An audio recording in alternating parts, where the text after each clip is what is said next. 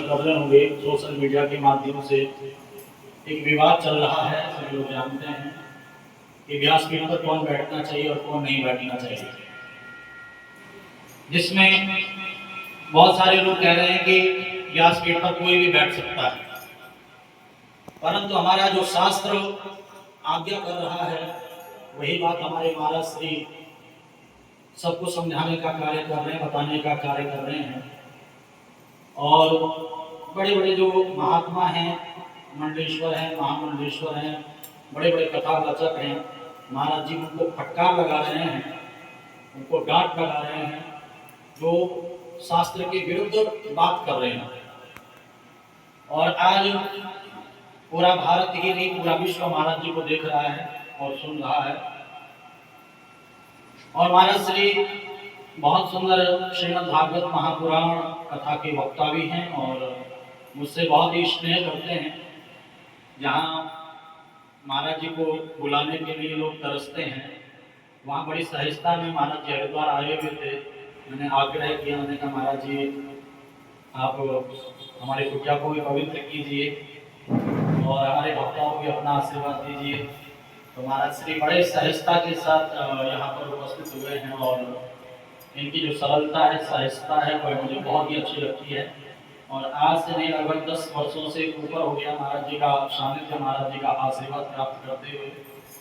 और तो और महाराज जी वहाँ बगलामुखी के बहुत ही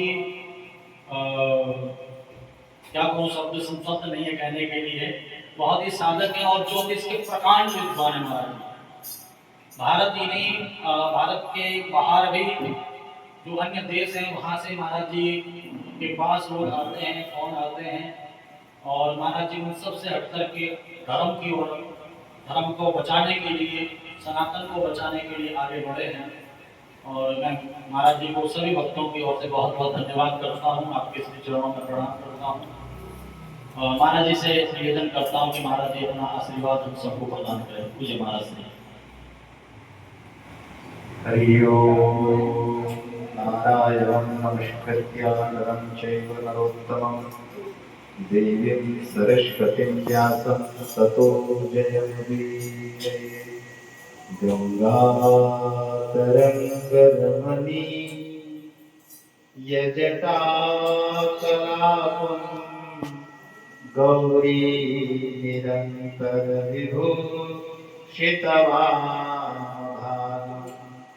नारायण प्रियमनङ्गमदापार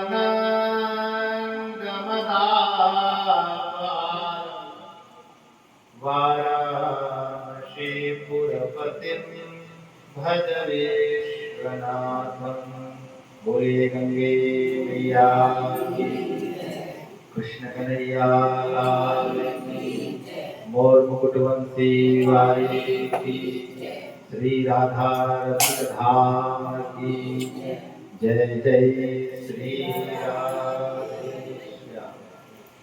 धर्मराजी सज्जनों, विदित हो इस विक्रांत काल में हमारे परम श्रद्धे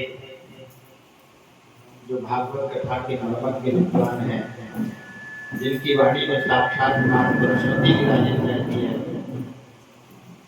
और अभी आपने बहुत सारी बात मेरे बारे में कह दिया। दास कुछ नहीं है, माँ के चरणों का धूल हूँ और दास आपसे ही कथा सीखे। बहुत कम समय पहले मैं कथा करना प्रारंभ किया है, आप हमसे पूर्व कथा कर रहे हैं और आपकी वाणी में माँ सरस्वती विराजित हैं। और मेरा प्रयास है कि आप जैसे विद्वान ही उस व्यासपीठ पर सुशोभित हो। कोई नाचने वाला, कोई गाने वाला, जिसको देख लो वो व्यासपीठ पर आकर के बैठ जाए।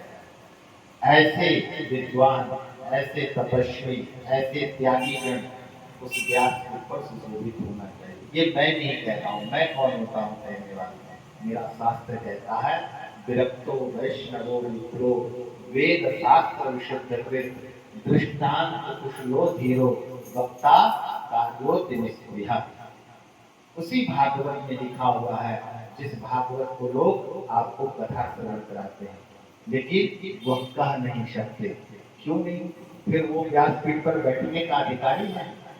जो व्यासपीठ पर बैठ रहे हैं, जो व्यासपीठ की मर्यादा है, हम सबका परम कर्तव्य है उस मर्यादा को हम सबको बचाना है। क्यों? क्योंकि व्यासपीठ से एक सही समाज को संदेश जाए। और आपको तो मैं इतने वर्षों से जानता हूँ, और आपकी सरलता ही सफलता की कुंजी है। ये जो सफलता देख रहे हैं ना, आप सरलता के प्रति होते हैं। और हम बस यही ठाकुर जी से कृपा करेंगे कि मेरे भाई के ऊपर अनंत कृपा हो, और ठाकुर जी नित्य निरंतर इसी तरह अपने श्री चरणों में इनको लगाए रखें, और इनके बच्चों को इतनी सद्बुद्धि दें कि अपने बच्चों के नाम से इनका नाम रोशन हो। ठाकुर जी खूब कृपा प्रदान करें। और ये देखिए कितना अद्भुत, मुझे कह रहे थे बार बार ऊपर चलिए महाराज, लेकिन जो आनंद, जो ऊर्जा यहाँ है महाराज, वो कहीं नहीं है। तो ये संस्थान पे बैठकर पर देखो, ये ऊंचाई तो सबसे नहीं रहने वाली है क्या? ये कोई देगा तो हमें मिलेगा।